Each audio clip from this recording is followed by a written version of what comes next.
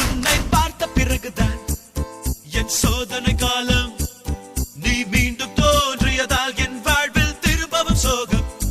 உன்னை பார்த்த பிறகுதான்